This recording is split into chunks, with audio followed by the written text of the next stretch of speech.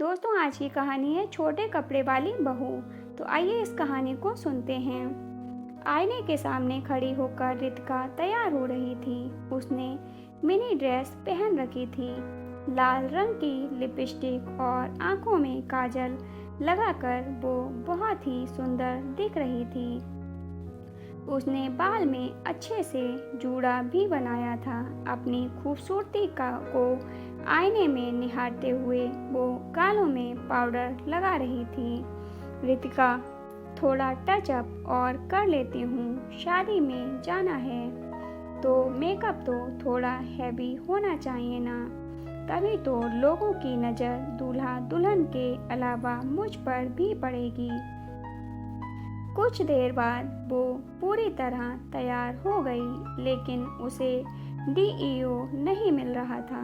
उसने इधर उधर देखा, लेकिन डीईओ नहीं दिखा। रितिका, ओह, ये डीईओ कहाँ चला गया?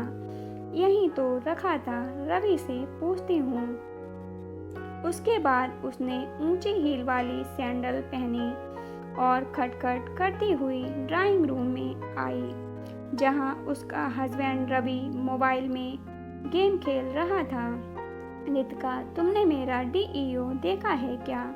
लेकिन रवि मोबाइल गेम में इतना व्यस्त था कि उसने अपनी वाइफ की बात सुनी ही नहीं।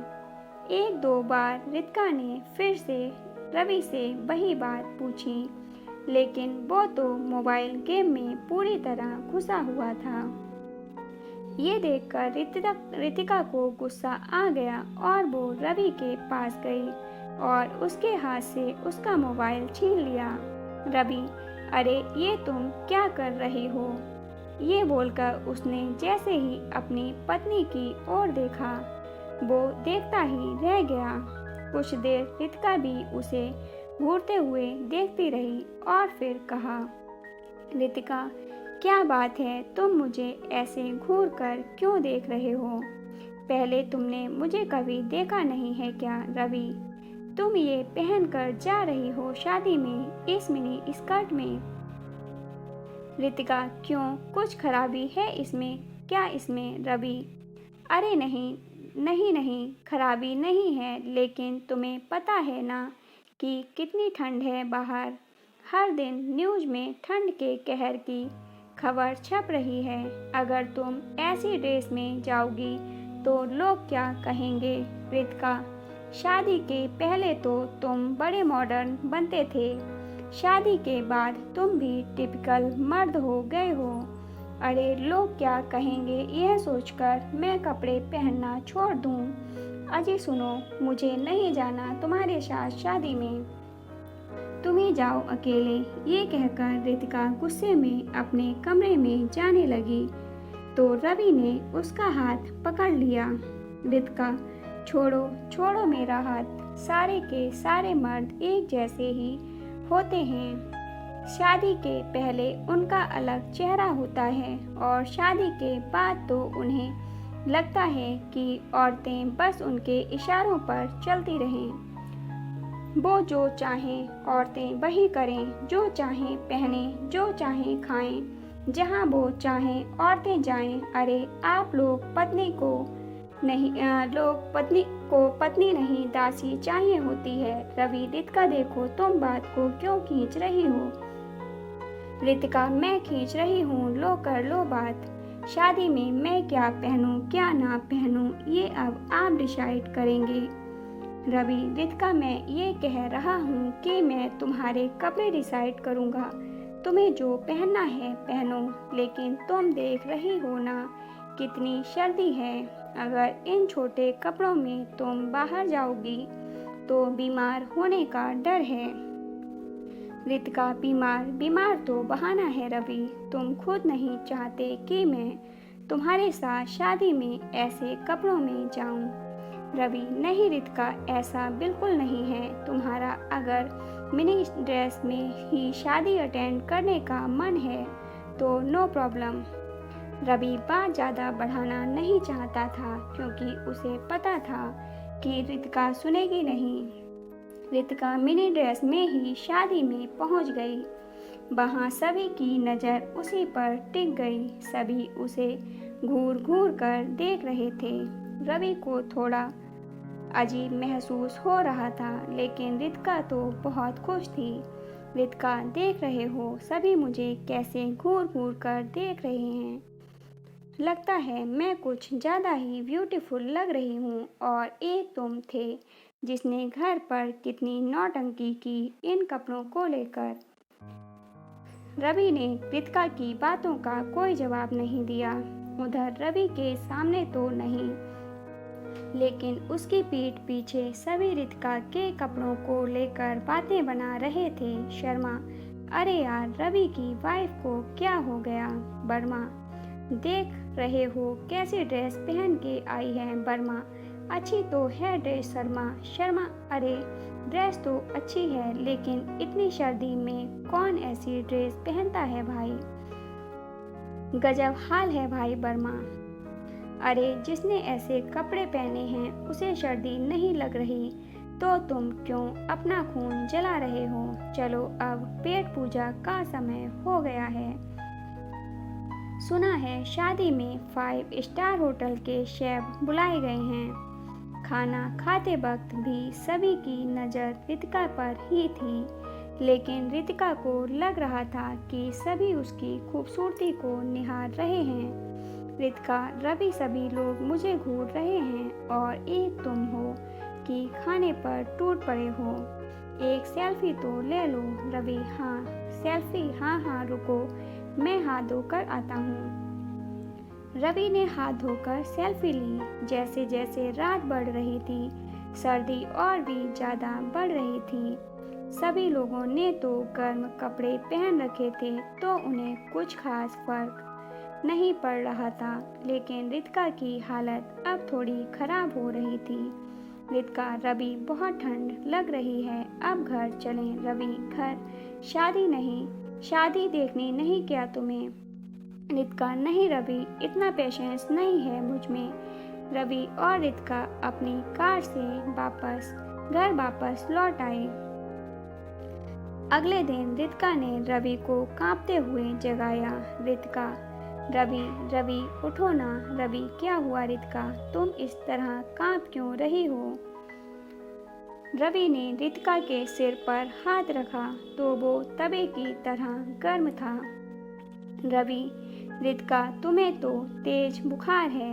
रवि ने अपनी बात भी खत्म नहीं की थी कि रितिका ने कहा, रितिका, रवि, उल्टी आ रही है मुझे, वॉशरूम ले चलो मुझे। रितिका को लगातार उल्टी तो हो ही रही थी, उसे दस्त भी लग गए थे। रितिका, रवि, बहुत वीकनेस लग रही है, बहुत ही ज़्यादा। ये कहकर रितिका जमीन पर गिर पड़ी। उसे सांस लेने में भी अब दिक्कत हो रही थी। रवि, रितिका, क्या हुआ तुम्हें? आंखें खोलो अपनी। रितिका का शरीर ठंडा होता जा रहा था। उसकी हालत देखकर रवि बहुत डर गया और उसी समय उसे अपनी पीठ पर लाद कर नीचे ले गया और फिर कार से हॉस्पिटल। डॉक्टरों ने रितिका का चेकअप किया। डॉक्टर, उन्हें इमीडिएट एडमिट करिए, इनकी हालत बिल्कुल ठीक नहीं है। रितिका को आईसीयू में एडमिट किया गया। उसे ऑक्सीजन सपोर्ट पर रखा गया क्योंकि वो ठीक से सांस नहीं ले पा रही थी। पूरी रात वो उसी तरह अस्पताल में रही। अगले दिन रवि, डॉक्टर साहब, आखिर आप लोग कुछ बोलते क्यों नहीं? अच्छी भली तो थी मेरी बीवी, अचानक से उसे ऑक्सीजन सपोर्ट पर क्यों रखा है? आपने कोई चिंता की बात है क्या? डॉक्टर, हाँ हाँ, चिंता की बात तो है। उनका जस्ट पूरी तरह से जाम हो गया है, सीवियर निमोनिया हो गया है उन्हें भयानक ठंड लगी है। हम दवाई से जस्ट क्लियर करने की कोशिश कर रहे हैं। अगर उससे हो गया तो ठीक, नहीं तो हमें किसी और तरीके से जस्ट का बलगम निकालना होगा। जब तक जस्ट क्लियर नहीं होगा वो ठीक से सांस नहीं ले पाएंगी। डॉक्टर की बात को सुनकर रवि का चेहरा पीला पड़ गया। उसे कल रात की सारी बात याद आ गई। रवि मन में, मैंने कितना मना किया था उसे, लेकिन उसने मेरी बात मानी नहीं। ईश्वर, रितिका को ठीक कर दो। पूरी रात रवि रितिका के लिए भगवान से प्रार्थना करता रहा, लेकिन अगले 2 दिन तक रितिका की तबीयत में कोई सुधार नहीं आया। और तीसरे दिन की बात है, रात का समय था। रवि अस्पताल के बाहर बैठा हुआ था। उसे नींद आ रही थी। तभी एक डॉक्टर उसके पास आए और उन्होंने कहा, डॉक्टर, आई एम सॉरी, हम आपकी पत्नी को नहीं बचा सके। डॉक्टर की ये बात सुनकर रवि की आंखों के आगे अंधेरा छा गया। वो भागा भागा आईसीयू में गया और वहां जाकर उसकी सांसें थम सी गईं। सफ़ेद कपड़ों में लिपटी उसकी रितिका शान से लेटी हुई थी। रवि, रितिका, तुम मुझे ऐसा छोड़कर नहीं जा सकती। कैसे जीऊँगा मैं तेरे बिना, कैसे? प्लीज़ रितिका, उठ जाओ मेरे खातिर, प्लीज़ प्लीज़ प्लीज़ उठ जाओ। मुझे इस तरह के सफ़र में अकेला छोड़कर मत जाओ। डॉक्टर, आप इतना इस तरह चिल्ला क्यों रहे हैं? रवि, डॉक्टर, मेरी पत्नी मर गई। डॉक्टर, ये आप क्या कह रहे हैं? आपकी पत्नी अब खतरे से बाहर है, यही कहने तो मैं आया हूँ। आप उनसे मिल सकते हैं। रवि को अपने कानों पर विश्वास नहीं हो रहा था। रवि मन में, इसका मतलब वो जो देख रहा था वो सब सपना था। हे भगवान, कितना बुरा सपना था वो भागकर आईसीयू में गया। रितिका अब होश में आ चुकी थी। उसने जैसे ही रवि को देखा तो वह जोर जोर से रोने लगी। Ritika, I am sorry Ravi, I am sorry, मैंने अपनी गलती के कारण तुम्हें बहुत परेशान किया ना, सॉरी।